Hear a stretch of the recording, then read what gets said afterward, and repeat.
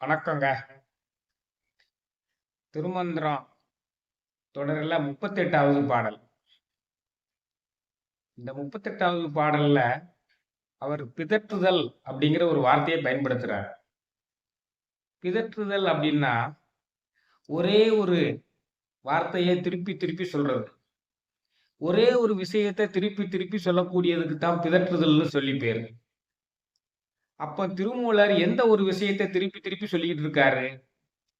அவர் இறைவனுடைய பெருமைகளை எல்லாம் திருப்பி திருப்பி சொல்லிக்கிட்டு இருக்காரு. அதைத்தான் அவர் பிதற்றுதல்ங்கிறார். அவரால் சொல்லி முடிக்க முடியல. சொல்லி முடிக்க முடியாத அளவுக்கு இறைவனுடைய பெருமைகள் வந்த வண்ணமா இருக்கிறது. அதனால நான் இந்த பிதற்றுதலை நிப்பாட்டல, தொடர்ந்து கொண்டே இருக்கிறேன் அப்படின்னு பொருள்படும் மாதிரி இந்த பாடலை வைக்கிறார். பிதற்றொழியேன் பெரியான் அரியானை, பிதற்றொழியேன் பிறவா உருவானை, பிதற்றொழியேன் பேர் நந்தி தன்னை, பிதற்றொழியேன் பெருமை தவன் நானே. கடைசியில முடிக்கிறார். பிதற்றொழியேன் பெரியான் அரியானை, இறைவனை பெரியான் அரியான் அப்படின்னு சொல்றார். இறைவன் ஏன் பெரியான்? படைத்தல், காத்தல், அழித்தல், மறைத்தல், அருளல் ஆகிய 5 தொழில்களை உடையவர்களை அவன்தான், ஆதிசிவன் தான் படைக்கிறான். அதனால அவன் தானே பெரியவன். அதனால அவன் தான் பெரியவன். அப்படிப்பட்ட பெரியவனை புகழ்ந்து கொண்டிருப்பதை நான் நிறுத்த மாட்டேன். அதை பிதற்றுதல் என்று நீங்கள் எடுத்துக்கொண்டாலும் சரி, எப்படி எடுத்துக்கொண்டாலும் சரி, அந்த இறைவனை புகழ்தலாகிய பிதற்றுதலை நான் நிறுத்த மாட்டேன். ஏனென்றால் அவன் இந்த பிரபஞ்சத்தை படைத்து, காத்து, அழித்து, மறைத்து, அருளிய அவ்வளவு தொழில்களையும் அவன் தனி ஒருவனாக செய்கிறான். அவன் மிகப்பெரியவன், அரியவன். ஏன் அரியவன்? அவன் இல்லாத இடமே இல்லை. அவன் பஞ்சபூதங்களில் எல்லாம் இருக்கிறான். சூரியனாகவும் இருக்கிறான், சந்திரனாகவும் இருக்கிறான், 7 வகையான பிறப்புகளில் இருக்கிறான், 4 வகையான ஜனனங்களில் இருக்கிறான், 84 லட்சம் யோனிகளில் இருக்கிறான், அனைத்து உயிர்களிலும் ஆன்மாவாக இருக்கிறான், அனைத்து உயிர்கள் நினைப்பதையும் அறியக்கூடியவனாக இருக்கிறான். அவன் தெரியாமல் இந்த உலகத்தில் ஒரு அணுவும் அசைய முடியாது இருப்பதால் அவன் அரியவன். அப்படிப்பட்டவனுடைய பெருமையை நான் புகழ்ந்து கொண்டே இருப்பேன். அதை பிதற்றுதல் என்று நீங்கள் எடுத்துக்கொண்டாலும் எனக்கு கவலை இல்லை. அந்த பிதற்றுதலை நான் நிறுத்த மாட்டேன். பிதற்றொழியேன் பெரியேன் அரியானை, பிதற்றொழியேன் பெரியான் அரியானை, பிதற்றொழியேன் பிறவா உருவானை, பிதற்றொழியேன் பிறவா உருவானை. அவன் பிறவா உரு, அவன் ஆதிசிவன். அவன்தான் இந்த 4 யுகங்கள் தோன்றும் பொழுதும் இருக்கிறான். 4 உலகங்கள் முடிந்த பின்னும் அவன் ஒருவனே மிச்சமாக இருக்கிறான். அனைத்தையும் தன்னுள் ஒடுக்கிக் கொண்டு அவன் ஒருவனாகவே இருக்கிறான்.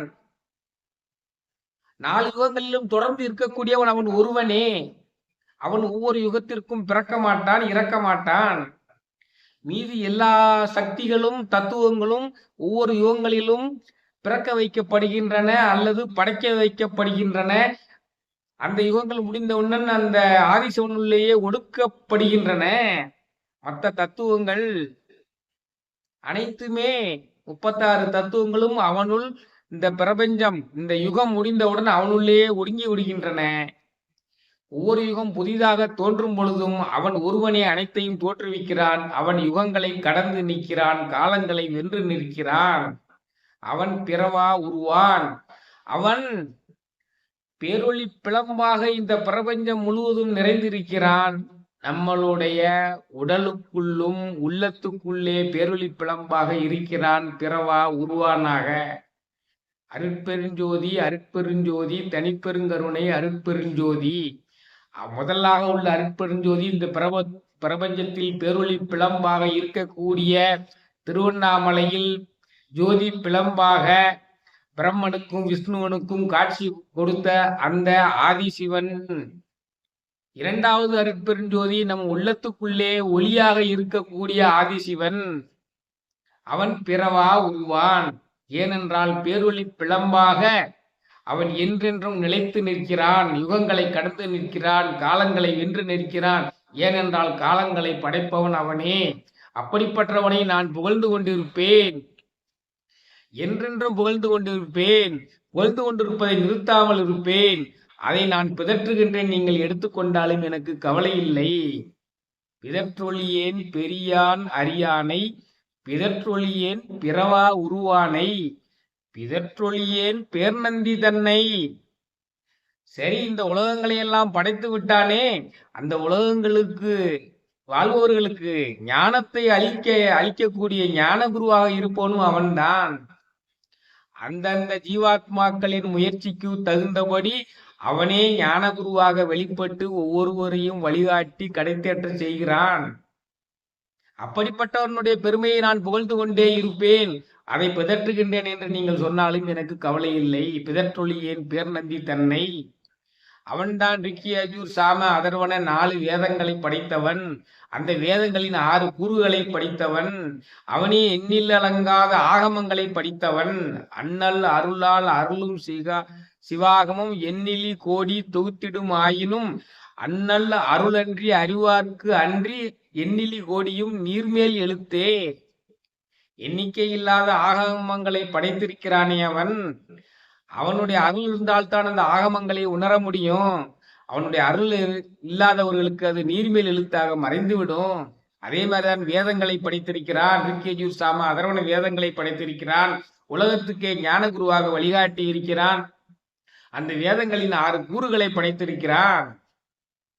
அவனே வடமொழியாகிய சமஸ்கிருதத்தையும் தமிழ் மொழியாகிய தென்னிந்திய மொழியாகிய தமிழையும் படைத்திருக்கிறான்.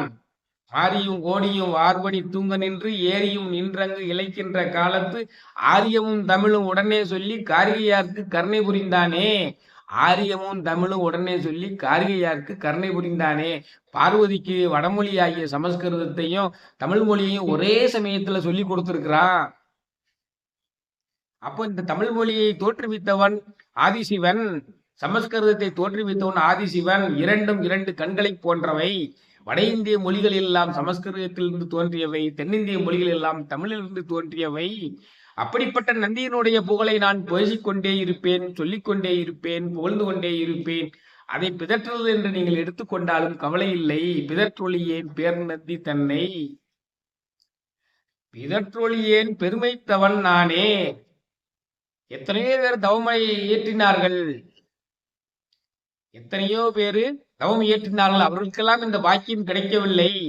இறைவனை உணரக்கூடிய பாக்கியம் கிடைக்கவில்லை. எனக்கு உணரக்கூடிய பாக்கியம் கிடைத்ததுனால் பெருமைக்குரிய தவமுடையவனாக ஆகிவிட்டேன். பெருமைக்குரிய தவம் திருமந்திரத்தை சொல்றதுன்னா சாதாரண விஷயமா? திருமந்திரத்தை சொல்றதுக்கு திருமூலரை தேர்ந்தெடுத்ததை எண்ணி அவர் மகிழ்கிறார்.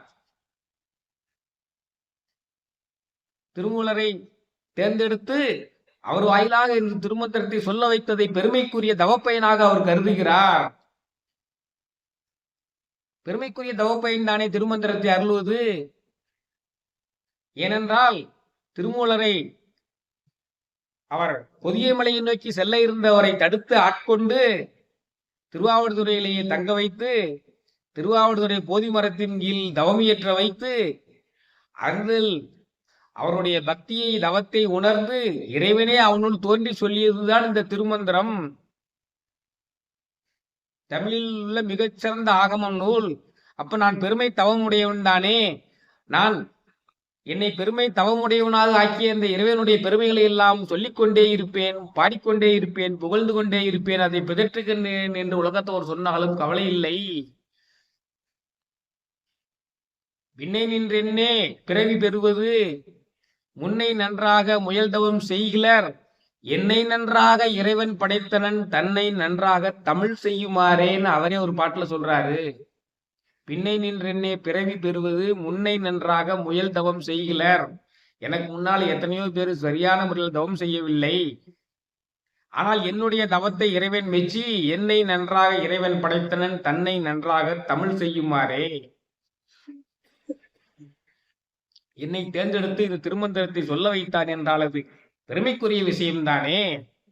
அதனால் நான் பெருமை தவமுடையவன் நான் ஆகிவிட்டேன். அந்த இறைவனுடைய பெருமைகளை நான் சொல்லாமல் இருக்க மாட்டேன், புகழாமல் இருக்க மாட்டேன். அதை பிதற்றுகின்றேன் என்று நீங்கள் சொன்னாலும் எனக்கு கவலை இல்லை என்று இந்த பாடலை சொல்கிறார். பிதற்றொழியேன் பெரியான் அறியானை, பிதற்றொழியேன் பிறவா உரு ஆனை, பிதற்றொழியேன் பேர் நந்தி தன்னை, பிதற்றொழியேன் பெருமை தவன்னானே. ஆக நாமும் இறைவனை போற்றிக் கொண்டும் புகழ்ந்து கொண்டும் பேசிக்கொண்டும் எந்த நேரமும் சொல்லிக் கொண்டிருக்க வேண்டும் என்பதற்காக இதை சொல்கிறார். முடிந்த அளவு நாம் நினைத்துக் கொண்டிருக்க வேண்டியதுதான்.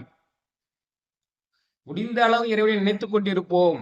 இறைவனை முடிந்த அளவு நினைத்துக் கொண்டிருந்தால் அவர் திருமூலரை ஆட்கொண்ட மாதிரி நம்மையும் ஆட்கொள்வார் என்பதில் எந்த விதமான சந்தேகம் இல்லை. அதற்குத்தான் திருமூலரே தன் அனுபவத்தை இந்த மாதிரி சொல்கிறார். பிதற்றொழியேன் பெரியான் அறியானை, பிதற்றொழியேன் பிறவா உரு ஆனை, பிதற்றொழியேன் பேர் நந்தி தன்னை, பிதற்றொழியேன் பெருமை தவன்னானே. மற்றும் ஒரு திருமந்திர பாடலை எடுத்துக்கொண்டு விரைவில் சந்திக்கிறேன். வான்மையில் வளாது பெய்க மலிவளம் சுரக்க, மன்னன் கோன்முறை அரசு செய்க குறைவிலாது உயிர்கள் வாழ்க, நான்மறை அறங்கள் ஓங்க நற்றவம் வேள்வி மல்க, மேன்மைகொள் சைவ நீதி விளங்குக உலகமெல்லாம், மேன்மைகொள் சைவ நீதி விளங்குக உலகமெல்லாம், மேன்மைகொள் சைவ நீதி விளங்குக உலகமெல்லாம். நன்றி, வணக்கம்.